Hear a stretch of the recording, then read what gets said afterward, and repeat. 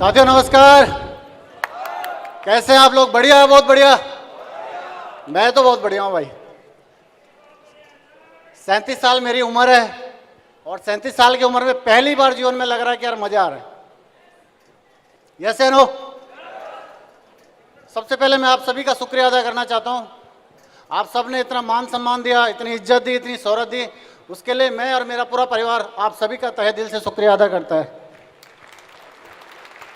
और मैं उस परमपिता परमेश्वर से दुआ करता हूं कि आने वाले कुछ सालों में, साल, 2 साल और 3 साल के अंदर ये दिन भी आपके जीवन में आए और आप भी स्टेज के ऊपर दिल्ली के तालकटोरा स्टेडियम में आप आके आप भी इसी तरीके से डायमंड बने।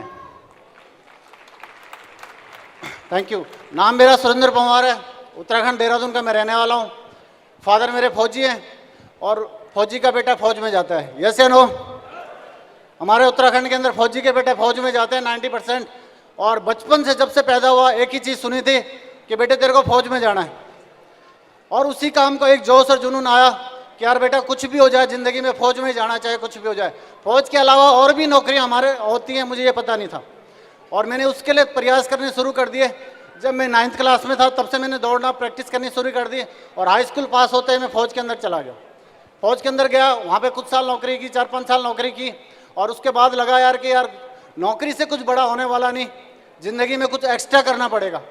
और उसके बाद अपनी जॉब के साथ साथ, अपने काम के साथ साथ बहुत सारे मैंने काम में हाथ डाला, लेकिन कहीं कोई बड़ी सक्सेस मिली नहीं, क्योंकि मेरा नेचर बहुत ही शाही नेचर था। बहुत कम लोगों से मैं बातचीत किया करता था। लोगों ने मेरे खूब मजाक उड़ाया, खूब मेरे को लूटा, लेकिन कोई दिक्कत नहीं, लगातार लगा। और ऊपर वाले पे विश्वास था कि एक दिन जरूर आएगा, तेरे को एक ऐसा मौका मिलेगा जिसकी वजह से तेरी ज़िंदगी बदलेगी।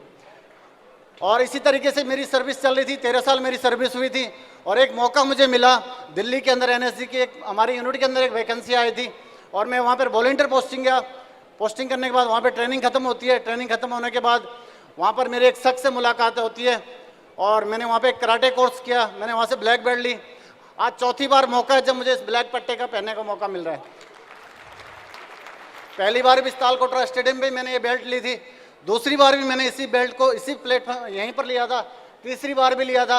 और आप सबके सहयोग से, कंपनी के सहयोग से, सिस्टम और सारे ग्रेट मेंटर्स की वजह से चौथी बार भी इसी तालकोटरा स्टेडियम में इस बेल्ट को पहन रहा हूँ। इसके लिए आप सबका बहुत बहुत शुक्रिया, सभी ग्रेट मेंटर्स का, जिन्होंने साथ दिया। पहले दिन से लेके एक एक चीज़ को मुझे सिखाया, क्योंकि बहुत ही शाही नेचर था, किसी से कोई बातचीत करता नहीं था, लेकिन एक एक चीज़ पकड़ पकड़ के सिस्टम की मुझे सिखाई और आगे लेके गए। और उस टीम का बहुत बहुत शुक्रिया, पूरी कमांडो टीम का, जिन्होंने लगातार दिन रात मेहनत करके आज हम सबको यहाँ पर पहुँचाया। उसके लिए बहुत बहुत शुक्रिया, बहुत बहुत धन्यवाद। तो एनएसजी कमांडो था, वहाँ पर मैंने ब्लैक बेल्ट लिया और इस तरीके से सारी चीज़ें चल रही थी। जीवन में कुछ एक्स्ट्रा करना था, इसी चीज़ को देखते हुए आगे चल रहे थे। और इसी दौरान रात को एक बार 8 बजे के आसपास मेरे को एक फ़ोन आता है और वो फ़ोन था मेरे ग्रेट अपलाइन मिस्टर गंभीर नेगी साहब का। मैं चाहता हूँ सर के लिए जरूर जोरदार तालियां होनी चाहिए। Thank you very much. Sir ने मुझे एक इन्फॉर्मेशन दी। सर ने कहा मैंने एक बिज़नेस की शुरुआत की है और अगर आप भी उसको काम करोगे तो बहुत ही जल्दी आप भी इसमें तरक्की कर सकते हो। मैंने कहा सर बताइए क्या काम है। उन्होंने पहले उस दिन उन्होंने बिज़नेस को स्टार्ट किया था और उन्होंने मुझे बताया ऐसे ऐसे काम है, इसमें टीम बनानी पड़ती है और इस बिज़नेस की शुरुआत होती है। मैंने तुरंत फॉर्म भरा, फॉर्म भर के स्टार्ट किया और उसके बाद कारोबार चलता रहा। धीरे धीरे इस बिज़नेस को सीखना शुरू किया। जब मैं नेगी सर से मिला तो उन्होंने मेरी मुलाकात एक और शख्स से करवाई, मिस्टर लक्ष्य यादव साहब से। और सर से मिलने के बाद सर ने मुझे एक ही चीज़ बताया कि इस बिज़नेस को आपको सीखना पड़ेगा। उसके बाद मैंने बहुत सारी किताबों के ऊपर बहुत ज़्यादा जोर दिया। तो मुझे लगा कि यार क्योंकि ज़्यादा बातें मैं लोगों से करता नहीं था, तो मैंने कहा अगर किताबों का मैं सहारा लूँ और अगर पढ़ने के ऊपर फोकस करूँ तो ज़िंदगी में यार बहुत बड़ी सक्सेस ली थी। और मैंने बहुत सारी किताबों को पढ़ना शुरू किया और जब किताबें मैंने पढ़नी शुरू की तो मेरी एक समझ बनी और मुझे लगा कि यार बिज़नेस करना चाहिए मुझे। और उसके बाद मैंने दिन रात मेहनत करनी शुरू की। छोटे मोटे स्ट्रगल आए, लेकिन मेरे ग्रेट प्लान गंभीर नेगी साहब ने हमेशा एक ही बात मुझे सिखाई थी कि बेटा ज़िंदगी में कभी हारना नहीं, रुकना नहीं, टेंशन नहीं लेना, दिक्कत कोई भी परेशानी आए रुकना नहीं।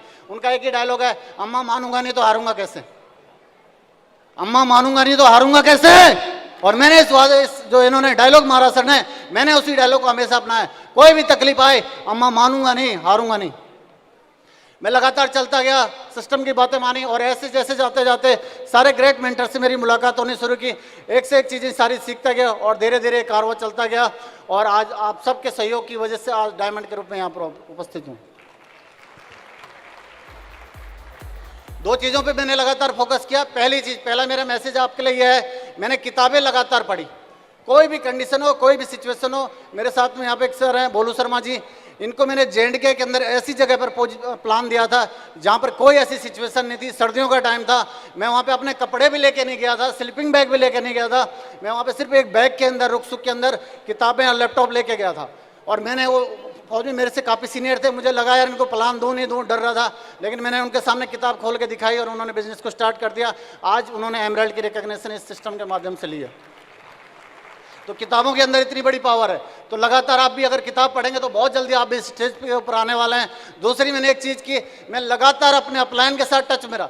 कोई भी दिक्कत आए, कोई भी परेशानी आए, कोई भी सिस्टम की कोई भी दिक्कतें आए, लेकिन मैं लगातार मेरे ग्रेट मेंटर्स गंभीर नेगी साहब के लगातार टच में रहा और वो लगातार मेरे को मोटिवेट करते रहे, लगातार सिखाते रहे और इसकी वजह से ये सारी चीज़ें पॉसिबल हो पाई। साथियों, इसी तरीके से कारवां चलता रहा और मेरा बस आपसे एक कमिटमेंट है, क्योंकि समय बहुत कम है। मेरा बस आपसे एक कमिटमेंट है, इस साल हम अभी डायमंड बनाऊं, मैं इस साल डायमंड बनाऊं। इसी साल के अंदर आपकी इस टीम से, कमांडो टीम से 5 डायमंड मैं अपने योगी पोजीशन से लेके आने वाला हूं। जो गाड़ी आपने देखी ब्रेजा कार, इसको मैं बहुत जल्दी रिप्लेस करने वाला हूं। 2022 के अंदर ही 50 लाख की ऑडी कार में मैं घूमने वाला हूं। अभी भी हमारा घर बन रहा है, देहरादून के अंदर घर बन रहा है, लेकिन मेरा वादा है, मेरे मदर फादर यहाँ पर बैठे हुए हैं, मैं आप सबके सामने बता रहा हूँ 2 करोड़ का घर मैं अपने परिवार को गिफ्ट करने वाला हूँ। Thank you. और असली जो मिशन है वो टीम से है, क्योंकि आज तक इस बेल्ट के लिए काम किया था, मेहनत की थी, खुद डायमंड बनने के लिए मेहनत की थी। लेकिन दोस्तों, आज के बाद एक नया कारवां शुरू हो रहा है और बस एक ही मिशन है। अब आज तक अपने लिए मेहनत की है, अब टीम के लिए मेहनत करेंगे और चुन चुन के एक एक आदमी को डायमंड बनाएंगे। मिशन बस एक ही है, जो सर ने बताया, कमांडो टीम का एक ही मिशन, 1000 डायमंड। और ये 2030 तक एक ही mission, diamond diamond diamond diamond diamond diamond diamond diamond.